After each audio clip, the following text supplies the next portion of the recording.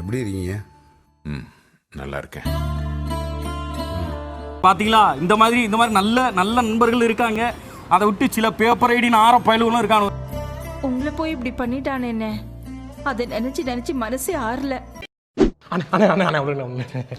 ஏன்னா என் பக்கிட்ட என்ன நிக்கிறீங்க? அங்க போங்கண்ணே, என்னையே தான் ஃபாலோ பண்ணுமா நீங்க?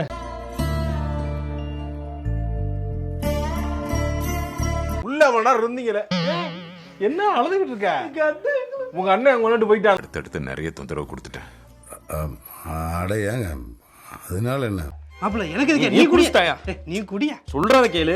குடிச்சிட்டா என்ன, நமக்குள்ள என்ன நீ இதெல்லாம்? நான் சொன்னதை நம்பிட்டேன், என்ன மன்னிச்சிருக்கேன். டேய் சக்தி, உங்களை எரிச்சல் ஊட்டும்படியோ வெறுப்பேற்றும்படியோ உங்கள் மனது புண்படும்படியோ நான் நடந்திருந்தால் என்னை மன்னித்து விடுங்க. உங்களை அம்பிட்டு பாசம் வச்சிருக்கேன். பாசம் இருக்கிறதால தான் புடிச்சு தள்ளி விட்டானா?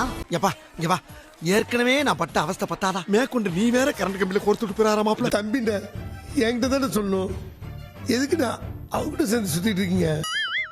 போடா போடா, கல் எடுத்து மண்டைய உடைச்சிடும்டா. போயிடுறா. அப்பனா உங்க பங்குக்கும் ஏதாவது செய்ய வேண்டியிருந்தா அதையும் செஞ்சிருங்க தம்பி. அப்படிப்பட்ட ஆள் கிடையாதுங்க. நீ பண்ணுவ, உன்னை மாதிரி எத்தனை பேரை பார்த்திருக்கான். நீ பண்ண மாட்டாடா, உன்னை சுத்தி இருக்கவன வச்சு பண்ணுவ. நிக்காம ஓடி வந்தது இன்னொரு தப்பு. அது மட்டும் இல்லாம அங்க நடந்த மொத்த பழியையும் தூக்கி கதிர் மேல போட்டானே. நான் பாட்டுக்கு என் வாழ்க்கையை வாழ்ந்துகிட்டு இருந்தேன். கிரிக்கெட் வந்து என் வாழ்க்கையை சுனாமி மாதிரி அடிச்சிட்டு போயிருச்சு.